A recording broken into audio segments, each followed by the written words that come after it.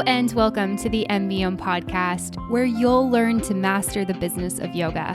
M.B.Om is a proud part of the Wander Barn Podcast Network, and I'm your host, Amanda Kingsmith.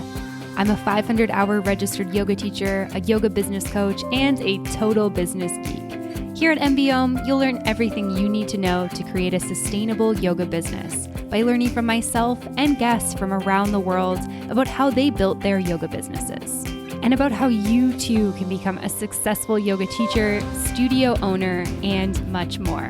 All right, let's dive in.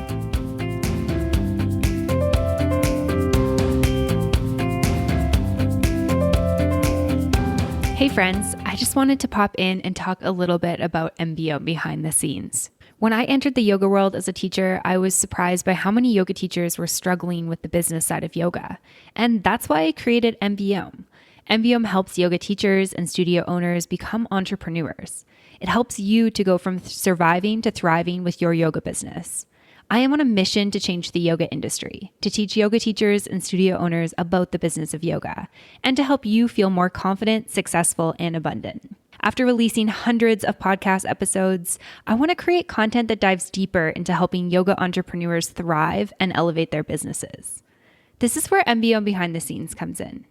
Each week, you will get bonus content from the weekly guest or myself, diving deeper into how you can take the teachings and apply them to your business. This podcast is designed for yoga teachers and studio owners who are ready to take it to the next level. If you enjoy M.B.Om and have been looking for an affordable way to learn more, this is it. For the cost of 2 lattes per month, you will get never-before-heard content that you can't access anywhere else that will give you tangible ways to dive deeper into your yoga business. If this sounds like something you're interested in, let's dive in. Head on over to patreon.com/MBM yoga and sign up to get behind the scenes now. Once again, that's patreon.com/MBOM yoga to get all the exclusive behind the scenes content. I'll see you there. Hello, everyone, and welcome back for another episode of the M.B.Om podcast. I am excited that you're joining me for today's episode of the show. This episode is brought to you by OfferingTree, an all-in-one, easy-to-use online business platform that I've been working with for years and I truly love. If you're looking to save time, energy, and money, check out OfferingTree. And don't forget to grab your special discount at offeringtree.com/MBM. I'm going to tell you more about OfferingTree and why they're super awesome a little bit later on in the episode. Now, let's get into today's episode of the show. Today on the podcast, I am super excited to be joined by Angela Seeley. Angela is a fellow yoga teacher, a web designer, a brand strategist, and the founder of Good Karma Works. Good Karma Works is a boutique agency that helps wellness entrepreneurs and yoga teachers with their brands and their businesses.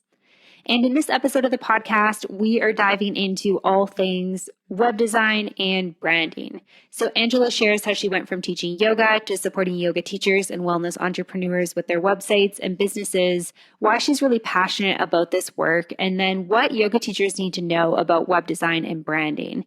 We also talk about her top tips for DIYing your website and business. So if you are looking to build your own website and build your own brand, she's got some really great tips for you. And then we also talk about how to know when it's time to hire help and who to actually hire. So what questions to be asking when you actually go to hire. So we cover a lot of awesome stuff around yoga websites and yoga brands. And this is a really important topic and something that I hear from yoga teachers all the time. And Angela tackles this topic like a champ. So I'm super excited to share it with you. So without further ado, here it is. Welcome to the podcast today, Angela. I'm really excited to have you here with me today. Hey, Amanda. So excited to be here. Thanks for having me. Yeah, absolutely. I'm thrilled to have you. And I'm curious, where are you joining me from today? I'm in Madison, Alabama. So I'm actually visiting my family's house right now for a little vacation. Oh, lovely. That sounds awesome. Yeah. Cool. Well, I'm excited to dive in with you. I'm excited to dive in with you. And I thought that a good place to start would be if you can just tell me a little bit about yourself and your background and all the cool things that you're up to. Sure. Yeah. So I have been a yoga teacher for almost 8 years now. And I started back in 2013. I was doing my teacher training, and in my previous professional life, I was working online marketing, building an online community, sales funnel, pipelines, etc. So when I switched to teaching yoga, and doing my training, I was at my studio, and they had a horrible website. And I was like, look, let me help you build a better website. Let me help you do a refresh on your website. And it was all self-taught. I did it in WordPress. And from there, I started building other websites just through word of mouth with other wellness entrepreneurs, and have since built a branding and web design agency for wellness entrepreneurs and businesses with impact. So my agency is called Good Karma Works, and we launched about a year and a half ago. We actually launched right before the pandemic hit, and I was so thankful for that, because as you know, with many other wellness entrepreneurs and yoga teachers, overnight, my business was gone. I had no clients, and I decided to kind of leave behind my yoga career and really focus 100% on building up my agency to help other entrepreneurs. Yeah, wow, that's really, really awesome to hear that transition was so positive for you, and in such a crazy time too. I just feel like anytime I talk with people about that, I can be taken back to, my own personal experience with that. But one thing that I find so interesting about your journey that's really similar to mine is like, getting into the yoga space as a teacher and finding that teachers need help with the business side of things. Exactly. Yes. And I loved coming in, starting my own business as a yoga teacher as well, and using some of the skills and knowledge that I had picked up in my previous career. So I was definitely instantly attracted to your business and what you're offering for yoga teachers. And I wish I had found you before, when I was actually working full time as a yoga teacher. Yeah, yeah. I mean, I feel the same way about your business. And I mean, I wish somebody would have been doing this when I had first started teaching too, because I feel like that's like really what I needed. I needed, this type of conversation in my yoga teacher training, somebody to tell me like what to expect as a yoga teacher. Like I was trained to teach people, obviously, which is great. But it's like, how do you actually get those jobs in front of people? And how do you find students, and how do you get them to actually pay you for things you're excited to teach them? And there was so much of that was like missing for me in my teacher training, that when I started teaching, I was like, oh wow, I'm like so unprepared for this industry. Totally. Yeah. I remember my first class that I taught as soon as I graduated and was, signed and approved that I could teach on my own, was subbing for someone teaching in a library at a school. I think I was teaching teachers, and I was just so ecstatic to have like one class and get paid, $20 for it. Which at the beginning you have that excitement, but then down the road, as you start trying to make a business of it and have, regular steady income, it can be really difficult to find your way in the business world and make a living of it, and stay passionate about it as well. Yeah, yeah, absolutely. I definitely hear that. And so, what was it specifically about kind of like web design and branding that you were, excited about and that you're so passionate about? Yeah. Well, in high school, actually, I focused on art. I started doing painting. So when I applied for college, I originally went to do an art degree. And then my freshman year, my first painting class, I disagreed with the teacher. And I was like, you know what? I just want to do this for fun. So I kind of put that artistic side of myself aside. And I ended up graduating with a political economy degree and went into international development. So I was in this space where I wanted to help people, lift themselves out of poverty and work internationally. But then very quickly in my career, a few years into my career, I realized like, I'm really far removed from helping people. Um, and so I was attracted to yoga. I started doing yoga in college and decided to, switch into the wellness industry. Actually, was also doing massage therapy. Did that for several years, really excited. I was also doing the web design and branding on the side. And then I was able to stay curious and continue doing trainings with my yoga and massage business. But I started sort of slowly moving towards building my agency. And I just like one day had this kind of vision of like, wow, okay, I really want to focus and learn more about, how to optimize websites and how to give other wellness entrepreneurs the confidence to go out there and launch their businesses and grow them successfully. So I brought in different team members along the way to help me. So I've got a team of designers that I work with. I've got some more technical people. I've got some content people that I work with and I can bring in on different projects. And the idea is just to help, a community of other entrepreneurs build their businesses and positively impact others through the healing process. Yeah, that's amazing. Thank you for sharing that. I just love all of that so much. That was a long answer. No, it's great to hear that because I think it is like, it's so cool to hear what people are passionate about and why they're passionate about it and kind of how they found that. And so I personally really love that. So I definitely appreciate that. And I feel like, so one thing that has been interesting for me in my journey working on the business side is like sometimes I feel like I have to convince yoga teachers a little bit of why they should, care about things like a website or having a brand. And I know it's not why a lot of yoga teachers get into yoga. It's not why they become yoga teachers. They're not like, hey, I would love to, build my own website, et cetera, et cetera. Some definitely, most not. So I'd love to hear a little bit about like, for you, why do you feel like having, a website and a brand is important as a yoga teacher? 100%. Yeah, I think, being an entrepreneur, you're going to wear all the hats at some point. And as a yoga teacher, like you said, when we come out of a teacher training and we're super excited to share what we've learned with others, we don't necessarily have all the resources we need to start that business. So I know other agencies and professionals will say the number one thing you need is a brand and the number one thing you need is like a strong website. I completely disagree in the yoga industry. I would not say that having a strong brand or website is like the number one thing you need to be successful.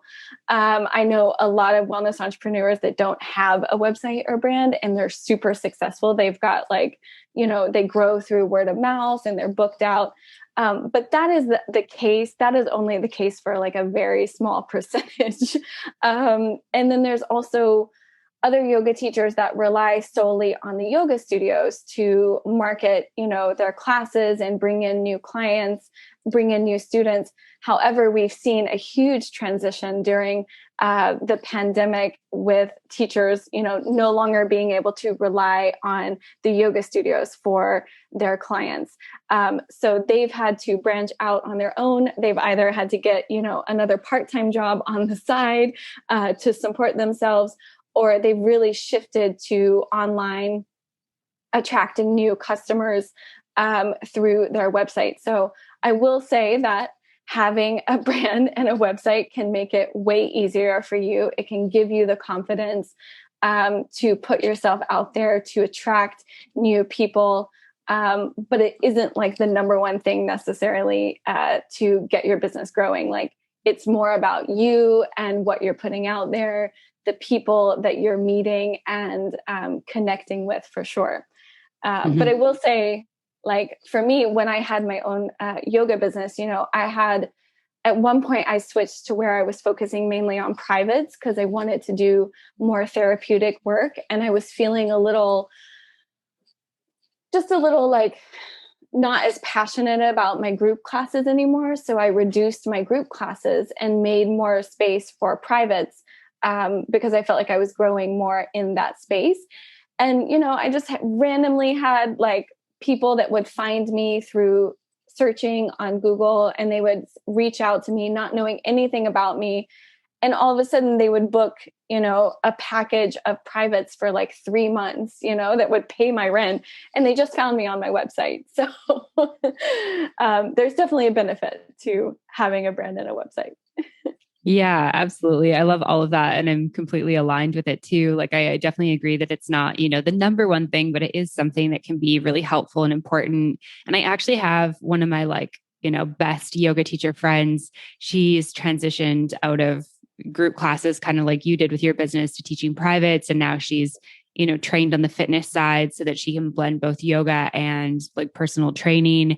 And she had a website for a little while, and she's like, honestly, like, I'm not using it. Like, why would I pay for it? Like, everything I get is via word of mouth. And I was like, damn, you're kind of like going against everything that I sort of teach with this.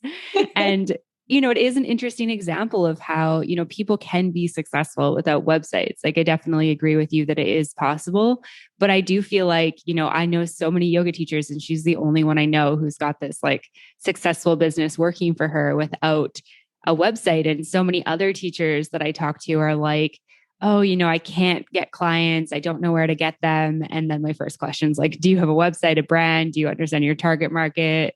What's your specialization? And it's like, they don't have any of that. So I very much agree with you.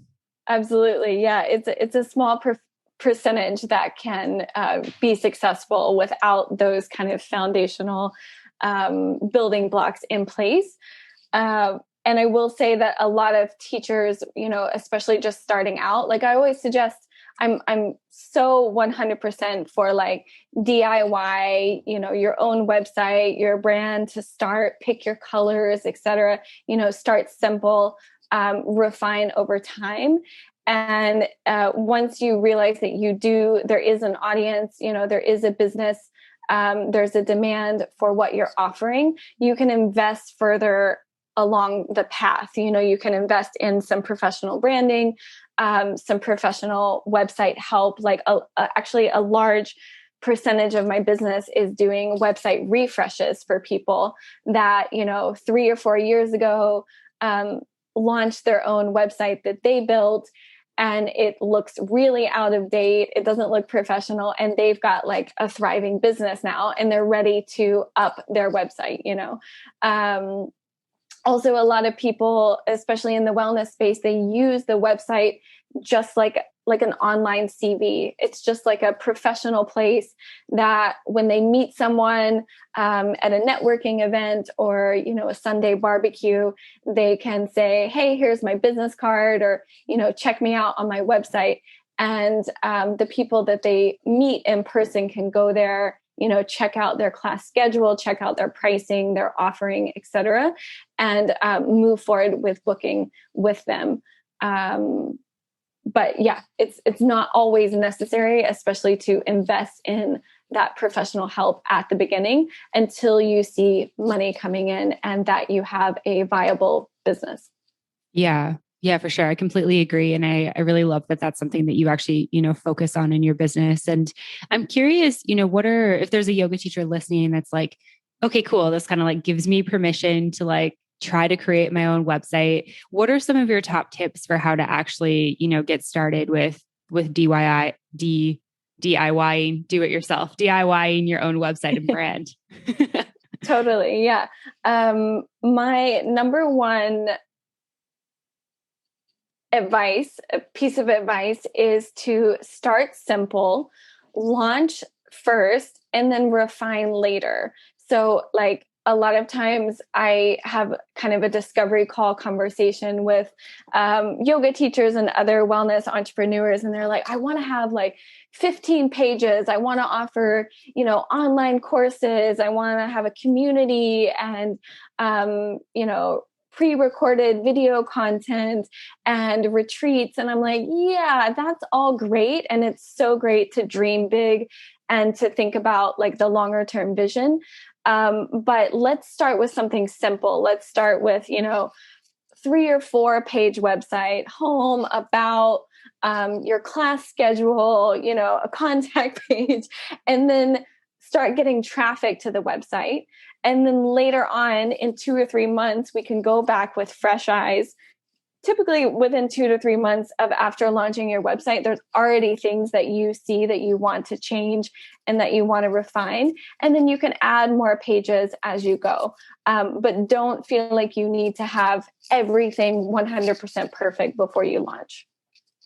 Yes, I love that. And I think that's so important. I actually think about websites as like kind of that action item that's never really fully checked off your to-do list. And I don't mean that in the way of like you have to be working on it every single day of your life or that type of thing. But it's like, I mean, I've redone my website like 3, 4 times in the last like 5, 6 years of having M.B.Om. It started one way and then I was like, okay, this, theme that I've set up isn't really serving the way I want, the flow of customers to be. So I, got a different theme. And then I was like, oh, it's just feeling a bit outdated. Like it's not feeling like my brand is now. I'm going to redo it again. And I'm sure that, the iteration I have of my website now is certainly not going to be the iteration that is like the final one, quote unquote. And so I feel like for some people that can be like a bit stressful because they just want it to be done. But then I think for others, it kind of gives them this permission to get out of perfection mentality and understand that you can continuously work on it and evolve it as you evolve. Exactly. 100% in agreement with you. And I think, yeah, the idea of investing over time and launching something at the start that is like a little more simplified takes the pressure off of people. I'm a huge fan of like imperfect action, like launch it, get it out there. And then like later on, we'll go back in. You can invest more and as you build and grow your business. And also, for people that want to do it themselves, like you also need to make sure that you have the time to self teach yourself how to build the website and how to optimize it. So if you do have a viable business and you want to especially grow your business online through search, maybe you have a product, you have online courses or a platform that people can come and join your classes, your live classes. There is a certain point where it's definitely worth the investment to pay a designer to help you with that strategy. Like you were saying, Amanda, that kind of flow of the client, like where you want them to go. And then also, again, like you said, after 2 or 3 years, websites start to look outdated. I mean, some of them can last, 5 years or so.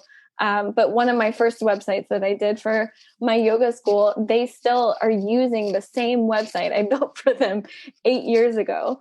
And it looks very outdated. I think I'm quite embarrassed of it. And I've been pushing them to invest, but they still have a very successful business because they have that online presence and people still find them and book their classes. Especially in the yoga space, it doesn't need to be the most high-tech elevated, design for your website, but it does need to be clear so that people understand what their next action steps are.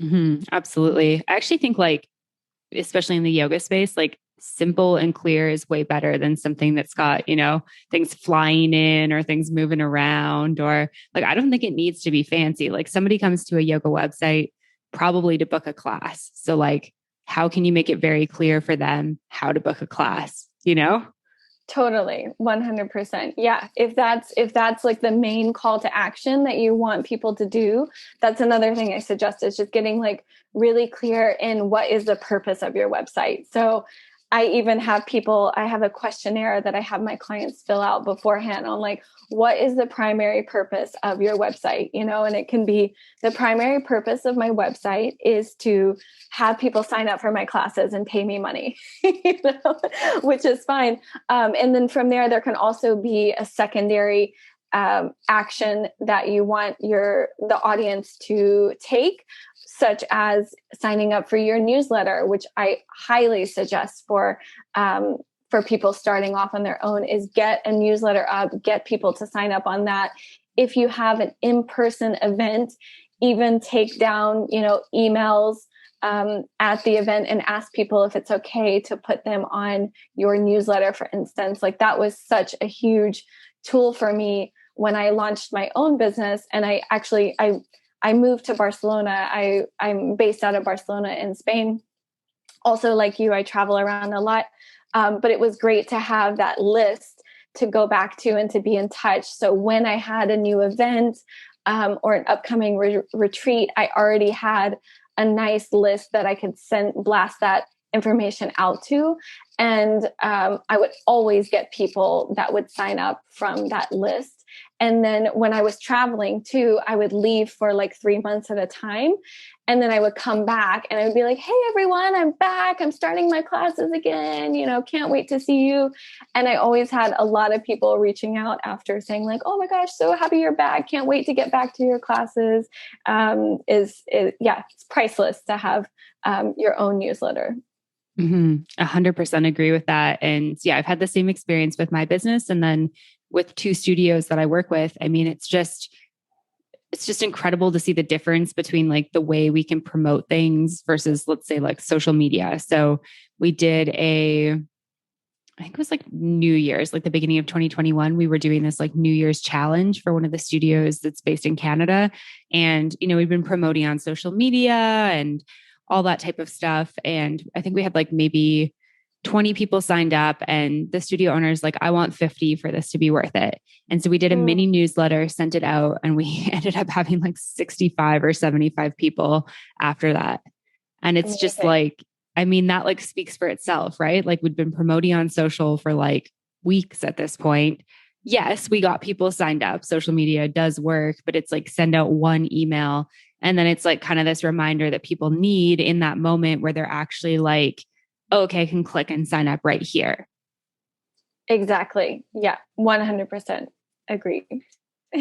Amazing. Another thing I was going to say, another piece of advice for DIYing your website and your brand to start is getting really clear in who your niche audience is, which will change over time.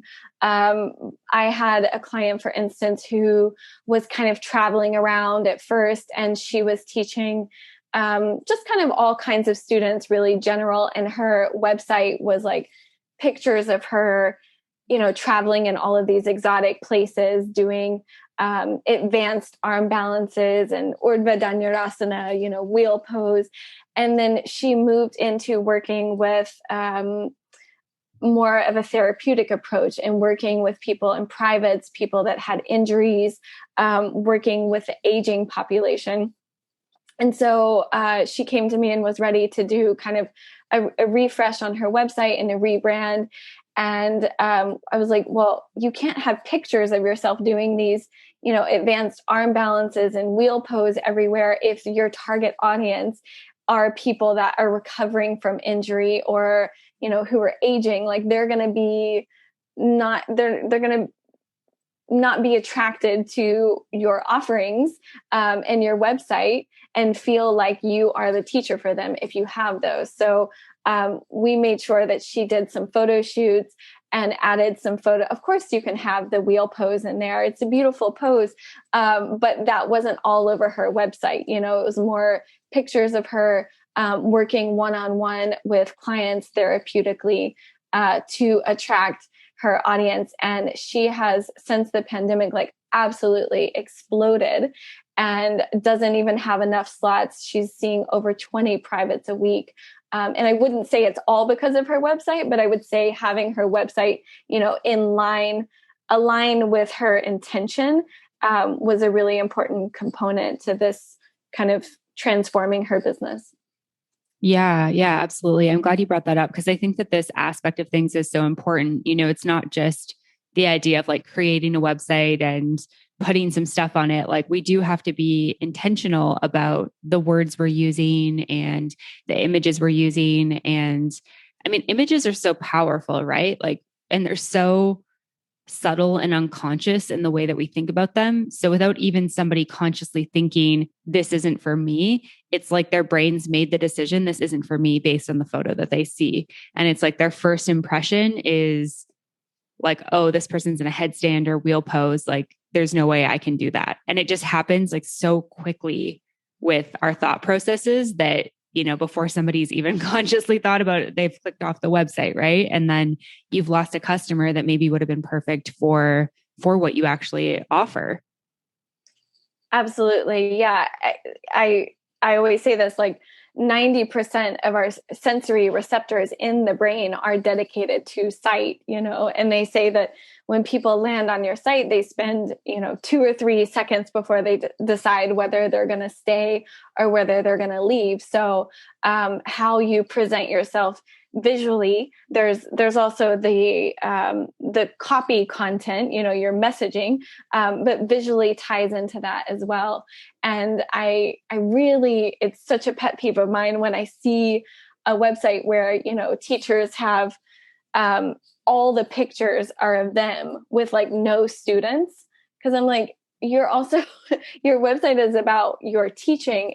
Of course, it's a personal brand and it's about you, but like show some pictures of you interacting with other people, of you adjusting someone in a class, if that's what you're really into, or if you want to host, kirtan singing circles, like have a picture with other people of you doing that. Again, if you're going to be teaching on the beach yoga classes, by all means, every picture on your website can be of you on the beach. But if your primary classes are in a yoga studio or even online, like you need to think about having a bit of a balance of the visuals so that you're not presenting something that doesn't align with your offerings. Yeah, for sure. Yeah, this is interesting because one of the studio that I work with in Canada is redoing their website right now. They got like a grant so that they can work with like a local designer, and the studio is in the Canadian Rockies, so it's like absolutely gorgeous location, and we have so many gorgeous like outdoor photos of teachers and students doing yoga, in the park and that type of thing, where it's like you've got these stunning mountains behind, and we're like, okay, we definitely want to use some of these photos, but like we also don't want to give somebody the vibe that like all of our classes are outside, because they're not, and they also can't be because Canada is like freezing cold like 8 months of the year. So it is like that toss up, right? Because like people love that type of beautiful like nature visuals, like beaches are gorgeous, mountains are gorgeous. Like if we have those photos, we want to showcase them, but I agree with you. It's so important to remember, like, what are we portraying in terms of, accuracy for what we actually teach and how things are. One thing I wanted to ask, because this is something that like I've sort of struggled with, like all of my, teaching for the business of yoga is done online. So it's like via Zoom, which means I don't have like, good branded photos of me doing that. Do you have any thoughts for people who are maybe teaching online, and yoga teachers who have transitioned online? Like how can we get photos that kind of capture this experience that aren't like screenshots of like the Zoom room? Sure. Yeah, definitely. Yeah, I would say you can always get creative in, if you're teaching in your home, for instance, of just finding like a nice, kind of neutral background that isn't really cluttered.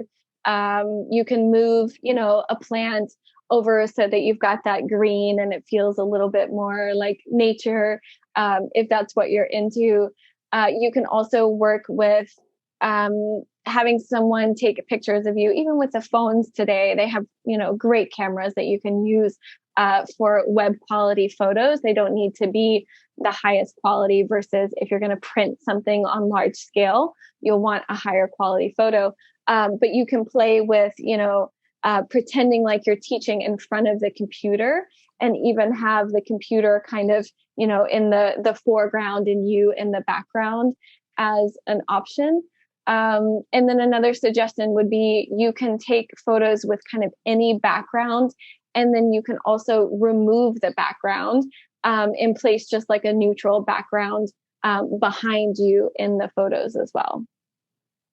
Okay, cool. Yeah, those are great suggestions. Like doing some sort of like photo shoot that involves like the laptop or, wherever you're teaching in your house is a really good idea. Exactly. I feel like it's those like, you want those like, really cool photos, I guess, like those ones that you feel like you can use again and again. But I think that it's so important to remember like that accuracy and kind of really being able to share people what that experience is like when you're actually teaching them. 100%. And I'm not saying that you shouldn't have any photos of you in nature on your website, especially if that's really important to you and it's something that you connect with and you talk about in your classes. If you love going and teaching, retreats in nature too, like that's a great place to really market those photos around, what that nature will be like. And like you said, your yoga studio that's like in the mountains, it sounds like a dream. I want to go visit there. It's great to have photos in nature of places, especially that are local, that kind of represent where you came from. Yeah, absolutely. I love that. And so kind of related to this in terms of the visual side of things and the branding side of things, if somebody's like brand new to this and they're kind of like, hey, I think I want to DIY it and kind of try it myself at first, like where's a good place to start in terms of actually like, sitting down and figuring out like, what is your brand? Yeah. So the first thing I always suggest for clients or anyone I'm just having conversations with is to start gathering inspiration of what you like. And very quickly, you'll start to see a pattern of like colors, of, photos, of maybe patterns even that resonate with you. So I often suggest you can go on Pinterest and create a nice board for your website or brand and start to pin things that will come to you. There's another program that I use that has a free tier called Milanote. And that is a program that you can create like digital collages to help you understand kind of like what the art direction will be. And that is something that you need to do, whether you're doing your own or you're hiring a designer. Like the designer will ask for that information from you because they need to understand what you like and what you're attracted to and what you don't like. And you can also start to realize what you don't like as well. Yeah, for sure. I think that that's a great idea. I mean, I personally really love Pinterest for like any ideas and inspiration. It's often like the first place I turn to if I'm, working on a new project or I don't know, like helping a friend with like a bachelorette party or something like that, going to like set up a new room in my house. I feel like it's so great to get that inspiration and just, I feel like for some of us, it comes really easy to be like, these are the colors that I'm drawn to. These are the colors I'm attracted to. Like, this is what's going to represent my yoga teaching. And for other people, it's like, I have no idea. And you have to get prompted a little bit more through like, what do I like? What am I drawn to? Okay, I'm drawn to photos of trees and nature. Like that's very soothing for me. Maybe rivers, water. And then from there, you can start picking out those like earthy greens, those types of tones, and then move forward. And I think that it can be hard to do that on our own. Absolutely. Which is why I'm in business. Yeah, absolutely. Hey everyone, we're just taking a quick break from the podcast to talk about OfferingTree. I wanted to remind you about the special discount you can get with OfferingTree. I love telling yoga teachers about OfferingTree because not only is it your one-stop shop for all things that you need in your yoga business, but it is also easy to use, it's affordable, and it's truly an amazing company to work with. OfferingTree lets you sell courses, run classes, manage memberships, and so much more with just one account. That's right, just one login for all those parts of your business. One of the best parts about OfferingTree is their online store. You can sell digital content like yoga videos, challenges, and courses right from your website. If you're teaching yoga classes and looking to level up, selling digital content is the next step to growing your business. Over the last year, we've seen so much pivot and change happen in the yoga industry, and having your own unique yoga business where you offer your students different course material can be so beneficial in creating a sustainable business with diversified income. And while there's many different platforms that you can create courses on these days, OfferingTree's course tools are easy to use and they're really affordable. And if you have a website you already like, you can still use OfferingTree. But there's one other thing I want to tell you about OfferingTree that makes all the difference in the world to me and probably to you too. They're a company that truly cares about yoga teachers and the wellness industry overall. I chose to partner with OfferingTree because I love the product and I love the people.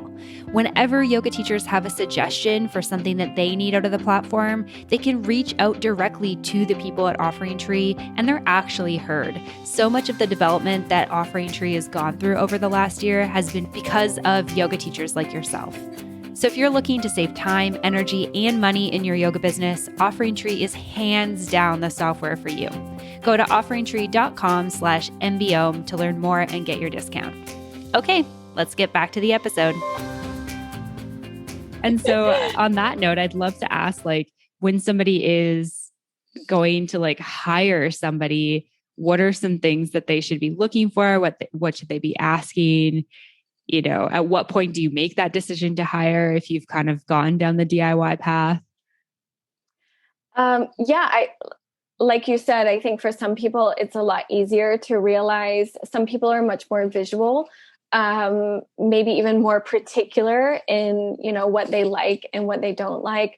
And it's very easy for them to kind of figure out kind of what their brand is, what their colors are, the style of their images, what, those will look like, the fonts that they're going to be pairing. So for some people, that's very easy. For other people, it's not. And I always give kind of the analogy of like, if you're gonna buy a new car, you don't like look up on how to build your own car. You're going to go to find someone who's already built a car and is a professional in that. And you're going to, pay them money. It's an exchange of energy for their expertise. A car, as soon as you drive it off the lot, it depreciates in value. Whereas your website, if you pay someone who is an expert, who can guide you and hopefully give you, strategy, give you pointers, give you ideas, things to think about along the way, that website is going to increase in value over time. You're going to see a positive return on that investment if you really make your website work for you. And like I said, I suggest for people that are just starting out to DIY or to start with even out a website. You can use social media, you can print out posters if you want, or get on with a yoga studio to start. There's definitely a time and a place to figure out, whether that investment makes sense for your business. Yeah, absolutely. I was laughing to myself about the car. I bought a new car. My husband and I bought a new car last summer, so like a year ago, and definitely did not consider in any way making our own. I think we would have kept our old car before doing that. So it is funny to think about. As an American, I was looking at some of the stats. It's like the average American spends $40,000 a year on a car, which of course, gets you places. It has a use, can take you to work or not. Although in the last year, most people weren't commuting to work. But asking people to spend $2,000, $3,000 on a website, they're like, absolutely not. I could never afford that. But time is money. And if it's going to take you 300 hours to build a website that you're not even excited about, like that's one of the most common things I hear from, wellness entrepreneurs that have DIY'd their own website is they're not confident about it. They don't even want to send people there, so they're like, follow me on social media. Don't look at my website. It's embarrassing.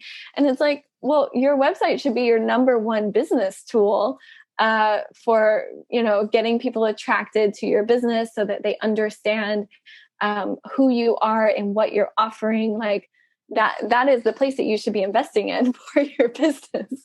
And like I said, it'll have an amazing return on investment over time. And it's something that will grow with you.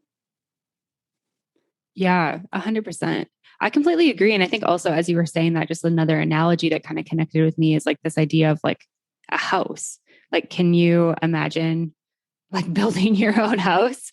Like, I feel like if I tried to build my own house, I would be like, yeah, I'm not going to have anyone over to this house because it is not so great. I'd rather hire somebody who can actually do it and do it well and create something that's really great and then be able to like feel excited and proud about it for people to come and visit.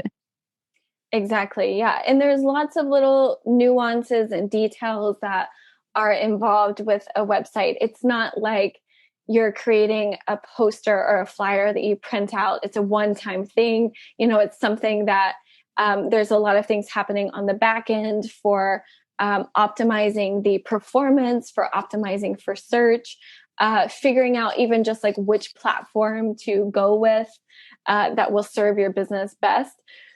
And it's something that you should invest in. And it's a living, I like to give the analogy that it's like a living, breathing being that you should constantly like give to. You should check in and look at and say, like, does this align with what I want to focus on? Because that changes over time, especially with yoga teachers. Maybe you do a Reiki course and you get really excited and you want to add Reiki to your offerings, or you want to focus on, dance yoga or ecstatic dance. There's so many different, ways that you can move and shift and transform in your journey as a yoga teacher. And I 100% encourage that, to keep that curiosity, to keep feeling, the flame and the passion, and to grow over time. And your website can do that with you. Yeah, yeah, absolutely. I completely agree with that. And I really love that. And I want to ask if you have, any other tips for anyone who's kind of getting started with this, you know, anything else you want to share before we wrap up for website design and branding? Yeah, I would say another thing to consider that I see quite often is thinking about whether it's a personal brand that you're using your name, or you're going to use an external name for the brand. So, for instance, a lot of people use just for their domain, they use their first name, last name. So maybe for me, it would be, Angela Seeley Yoga, for instance. And it would be very easy if someone knew me to go and search my name. Maybe they didn't know my website, that I would very quickly show up. If you have a very common name, like, Ashley Smith or something, there might be a lot of other Ashley Smiths that offer yoga on Google. So maybe you need to think about naming your personal brand something else, so that when people search for you on even social media as well, they don't see that there's like 10 Ashley Smiths that do yoga. When I built my website, I also wanted to be a little bit have a little bit of space from the brand. So I didn't want it to be my name. And I was hoping over time, to build it to where maybe I had other, yoga teachers coming in. So I named my first business Leela Yoga Massage. And I don't know if you know, in Sanskrit, Leela is like the divine play. And I really love that for my business and just my personality. It felt very aligned. But one of the issues I had was, someone would sign up for an event and they would come and they'd be like, "Oh, are you Leela? Are you Lila?" And then in Spanish, Lila means purple. So people were like, "So that means purple?" Like, I just felt like I had to explain a lot of times, like, why I named my personal brand and business something other than my name. So just something to think about. And with your name, you can adapt over time, I will say. Like, it can adapt with you, whatever you're offering, versus if you, for instance, if you're location specific, if you are based in LA, for instance, and you want to build a brand and a website about power yoga, there's already going to be so many, power yoga brands out there in LA. And maybe later on you shift to wanting to do more therapeutic work, or more like spiritual work. That's going to no longer serve you. So just thinking about those, there's not a clear, one way or the other, but just something to keep in mind as you're building your business and your brand. Yeah, for sure. That is a really great tip. I think it's always interesting to kind of think about, what you want your name to be. And I often tell people, like, if you're not immediately set on something or immediately drawn to something, having like something like Amanda Kingsmith Yoga is a really great start. Like, that's a really great place to start. And then if you find a name that really resonates with you, you can always, shift that away from your name. But I feel like so often people just want to like jump into the first thing that they come up with. And then it's often like, maybe like a year later or 2 years later, they're like, I really don't know why my business is named this thing. I'm going to change it. So yeah, I think it's tough to like kind of figure out the journey, right? Like, we don't know what the future holds and how we're going to shift, and you kind of just go with what you know in the moment. But I do feel like not rushing that process is really important. 100% agree. Yeah. Amazing. Did you have any other tips that you wanted to share today? I think that's a good start. I have so many, but I don't want to overwhelm your audience. I hope that they take what we have and apply it to their DIY website, whether that's in the process of creation or something that's already been created. And I did want to say that I'd love to connect with anyone on your audience that hears this podcast and maybe has some additional questions or wants me to look over, their website. I'd be happy to offer, a 30-minute strategy call for them, or, reviewing their website and giving them some pointers. I just love connecting with other wellness entrepreneurs that are along this journey of growing their business. Amazing. And so where can people go to find all the information about you and connect with you if they'd like to do that? Yeah, so they can go to my website. It's goodkarmaworks.com. From there, they can sign up to our newsletter. We send out a lot of DIY tips for building your wellness business, your website, your branding. They can also contact me via email. It's Angela@goodkarmaworks.com, or visit our contact page. And then also can find me on social media. We focus more on Instagram right now, so they can find me at Good Karma Works Agency. Amazing. Thank you so much for your time today. This has been really awesome. And I've just really loved connecting with you and getting to hear more about all that you do and, the wonderful work you're doing for wellness entrepreneurs.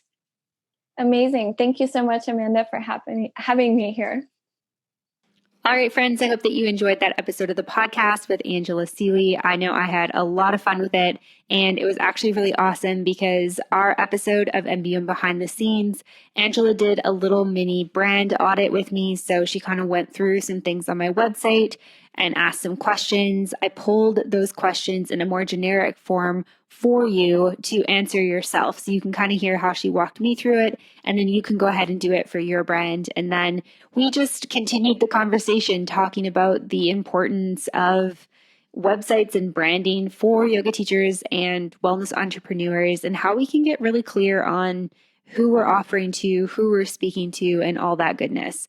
So this episode is jam-packed with lots of good conversation. If you want to get access to that episode, as well as all the other episodes on M.B.Om Behind the Scenes, you can get access at patreon.com/M.B.Om Yoga. And of course, I would love to see you behind the scenes. Thanks again to our sponsor, OfferingTree. To start spending more time with students and less time with software, head on over to offeringtree.com/MBOM to get an exclusive discount. And if you do check out OfferingTree or you start using it with your business, let me know. I would love to hear from you and love to hear what you have to think and say about OfferingTree. And of course, a big thank you to you for listening to this episode of the show. I'm so grateful for everyone who listens, and to you for sharing with your friends, your fellow yoga teacher friends on social media, and all of that good stuff. So thank you, thank you, thank you, and I'll see you next week. Bye for now. Thank you so much for tuning in for this episode of the podcast. To find links, notes, resources, and everything mentioned in today and all episodes of the show, you can head on over to M.B.Om.yoga.com.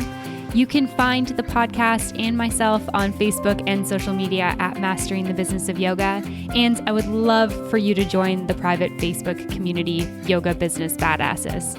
If you have any questions, comments, or feedback, please make sure you reach out to me at info@mbomyoga.com. And last of all, if you enjoyed this episode of the show, please make sure you hit subscribe and leave a review for the podcast. It would mean the world. Thanks so much for listening, and I'll see you next week. Namaste.